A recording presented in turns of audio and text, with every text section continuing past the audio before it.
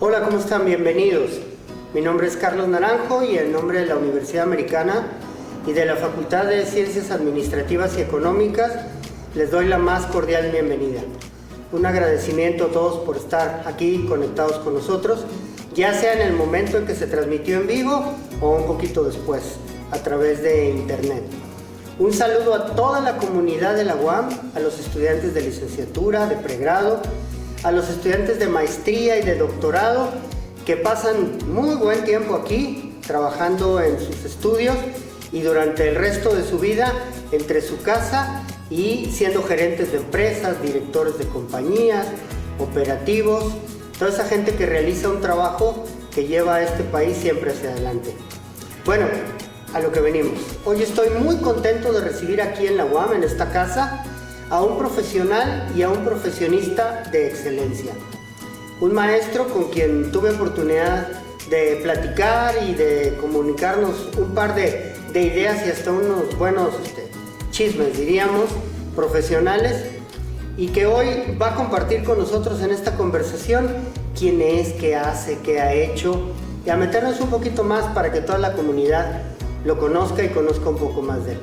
Maestro Milton Argüello, bienvenido. Mucho gusto en que estés aquí con nosotros. Muchas gracias, profesor. Es un gusto para mí y me acuerdo, mi primera impresión con la universidad fue con usted. No conocía la plataforma de aprendizaje y no sé si usted se acuerda, usted me indujo en esa plataforma, así que para mí fue un gustazo el haber podido ingresar de esa manera y estar acá esta tarde. Hombre, con todo gusto. Y además, de verdad, agarramos la plática muy a gusto. De repente yo creo que el maestro me ve venir y dice, no tengo tiempo, no saludo Naranjo. Pero bueno, platicando un poquito, maestro, cuando uno habla de los Argüello en Nicaragua, pues dice, ¿de cuáles Argüello es? ¿De los de aquí o de los de allá? ¿Dónde naces, maestro? ¿Dónde naciste? Yo nací en Managua, mi familia es de Granada, yo soy Argüello, mi papá era Argüello, mi mamá era Argüello. Ok. El origen fue Granada. Ah, ok, en Granada. ¿Cómo le dicen a Granada?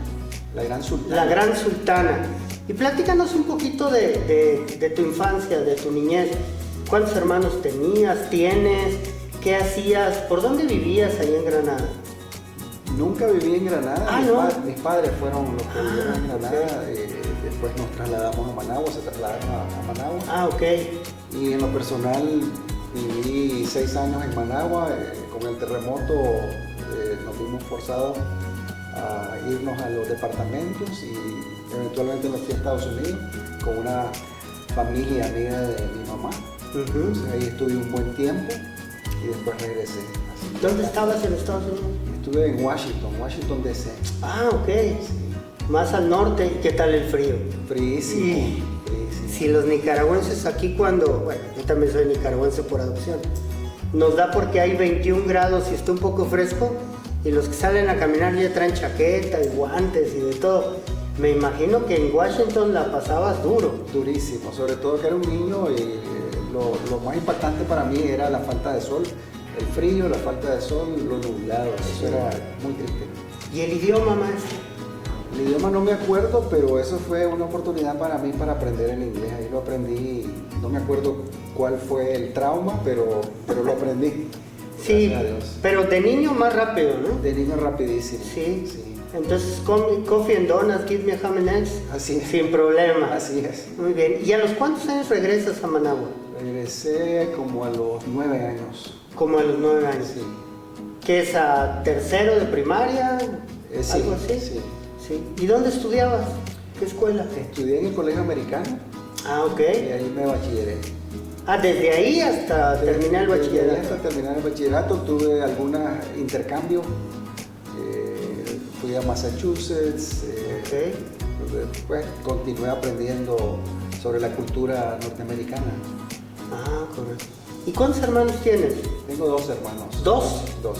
A mí me pasa aquí en Nicaragua que entre el 2 y el 12 siempre tengo problemas porque yo digo 12 y bueno, no puedo agarrar acento nica todavía, pero en esas estamos, ya vamos agarrando camino. Entonces, 2 hermanos. 2 hermanos. Mayores que tú, menores que tú. Mayores. Los dos mayores que Sí. tú. Ah, ok. ¿Y ellos a qué se dedican? Uno trabaja en el área de logística en Estados Unidos Ok. y otro es profesor. Entonces tiene su centro de inglés ¿Aquí o allá? aquí. Aquí. Sí. Ah, correcto. Bueno, y hablando de trabajar, ¿qué tal eras en el colegio americano? ¿Eras de los serios, de los intensos, de los alegres, de cuál? De los... De los alegres, era de los alegres con un grupo de amigos muy inteligentes, muy creativos, muy chispa. Pero no eras nerd. No eran nerds, no. Bueno, así se decía en mis tiempos. Y entonces terminas el bachillerato y volteas y dices, ¿y ahora qué? ¿Y qué hiciste? Me bachilleré, entré a la UNAM A la UNAM. para estudiar el año básico de medicina, sin embargo, por la situación política militar, emigré y estuve en Estados Unidos hasta que me gradué de biología. ¿Estudiaste entonces en Estados Unidos Sí, biología? estudié en Estados Unidos. ¿En qué universidad está? La Universidad de Denison, que está en un pueblito que se llama Granville, Ohio. Ah, en Ohio. Sí, obtuve una beca y pude estudiar. Ah, excelente. Sí, bueno, pues para tener una beca había que ser responsable, trabajador, ¿verdad? Sí, En las noches tengo que pasar, si no, adiós la beca. sí, Bueno, sí. Y entonces estudiaste biología. estudié biología. Entonces te fuiste a trabajar a un laboratorio, No. a una empresa de... A ver, platícame. Después vine y trabajé en un organismo no gubernamental de apoyo a las comunidades. Trabajé como por 8 años. Una organización que apoyaba la cultivo, construcción de viviendas, letrinas. Una experiencia muy, muy bonita.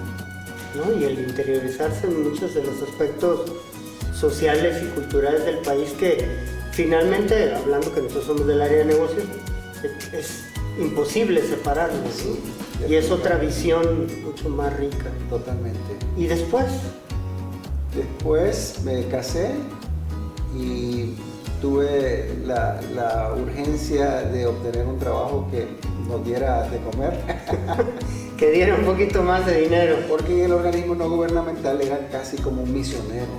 Entonces ya casado y con niños, entonces tuve la oportunidad de entrar al INCAE, hacer la maestría de administración del MBA. Y ahí, ¿Ese en el que, cuál es? ¿El que se van y viven allá encerrados muchos meses? ¿O es el mixto? Era el primero que se daba después de muchos años y era un fin de semana de por medio. Ah, ok. Irse a Muy internar. bien. Sí. Y ahí conocí a la gerenta general de una empresa que me ofreció participar en un proceso y ahí fue donde ingresé en el mundo de los recursos humanos, de la gestión del talento. No, y dinos qué empresa es, no pasa nada. Era A menos que tengas convenio de confidencialidad. No, era Xerox, la gerenta general era una mujer maravillosa que me enseñó muchísimo, Verona Gurdián de Somarriba. Ok.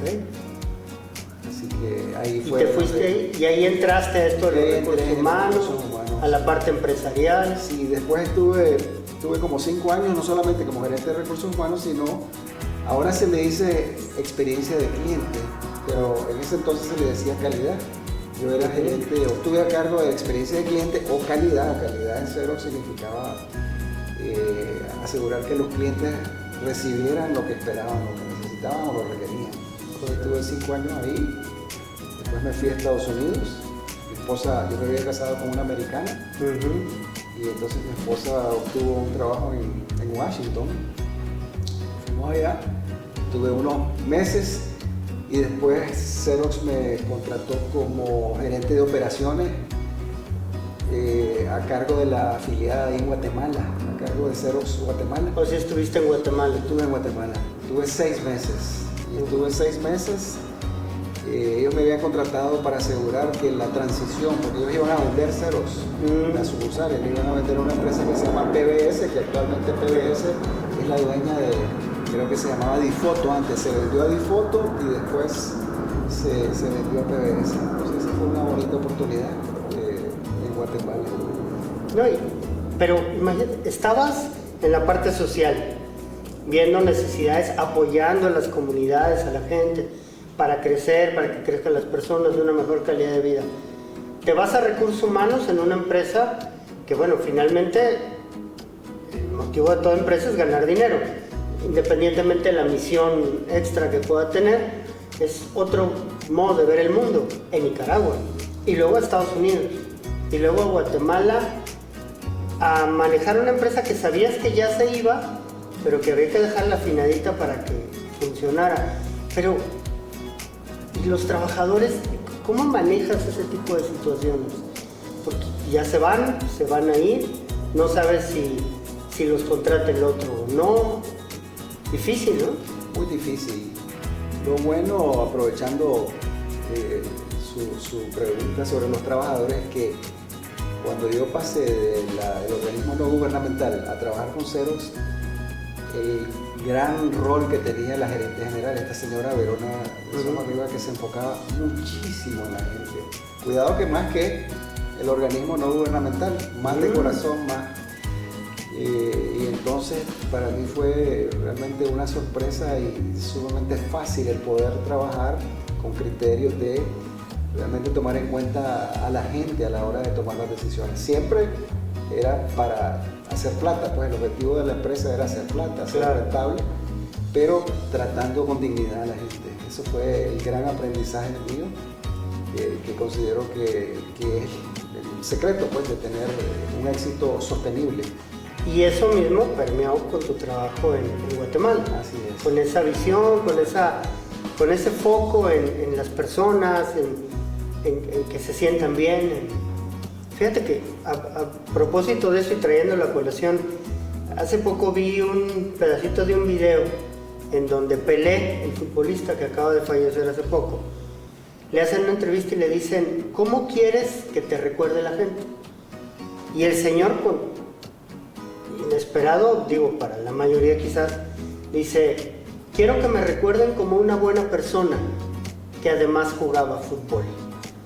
Entonces sí, me impactó y me hace mucho clic con esto que dices de, aún en una empresa como Xerox, que bueno, finalmente lo que quiere es ganar dinero a sus socios, la directora tiene una visión que tú compartes y tú trabajas, de pensar en la gente porque es importante. Y después de Xerox en Guatemala, de Xerox Guatemala me regresé a Washington y continué trabajando como consultor independiente acá. Trabajaba con algunos bancos, trabajando en el área de servicio al cliente, recursos humanos. Después empecé a trabajar en una organización que se llama Kaiser Permanente of the Mid-Atlantic States, que es una compañía que es la compañía más grande de seguros médicos, que tiene hospitales, clínicas y servicios médicos. Ahí trabajé 2 años como consultor de desarrollo organizacional, que también fue una experiencia espectacular. Aprendí muchísimo. Y viste muchísimo. Espero que sí. Seguramente, si no... Algo que ahorita que menciona eso, me acuerdo que una de las razones por la cual la directora me contrató, me dice, vos venís de un país muy pequeño, estudiaste en lugares que ni sé, no conozco, sí. pero has tenido experiencia viendo la parte total, la parte sistémica, y eso es la ventaja que tenemos sobre otros candidatos que han sido demasiado especializados. Entonces en este caso, el hecho de ser de un país pequeño, de trabajar en organizaciones pequeñas, ayudó porque uno puede ver el todo, no solamente especializarse en algo. Entonces, eso ayudó pues, para mi contratación. Entonces fue una experiencia muy bonita. Y no me quiero adelantar, ni es mi intención, pero sí. ¿Y cuándo llegas al sector de comunicaciones? En Xerox yo trabajé y tenía una colega en Panamá que era mi homóloga, que ya estaba a cargo del talento humano.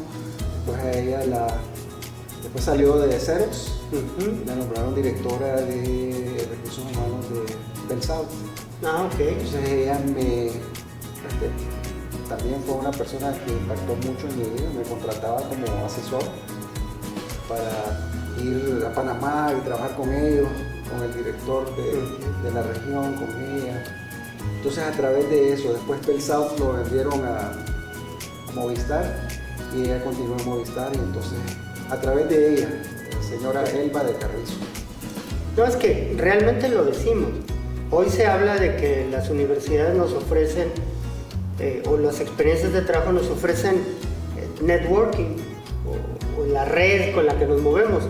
Pero la realidad es que las universidades son también parte de esto, el lugar donde vivimos, y como te decía yo, si no hubieras dado resultados, por más buena gente que fuera la señora, no te hubiera invitado, sí, creo yo. Y entonces, en Movistar, ahí estabas también en el área de recursos humanos. Ahí estaba en el área de recursos humanos, ahí fue específicamente recursos humanos, y ahí estuve 14 años, donde algo que me enorgullece es que durante esos 14 años fui parte de un equipo que ni un solo año fue un paso atrás desde el punto de vista de los objetivos, de rentabilidad y de los objetivos. Fueron 14 años de picada para arriba.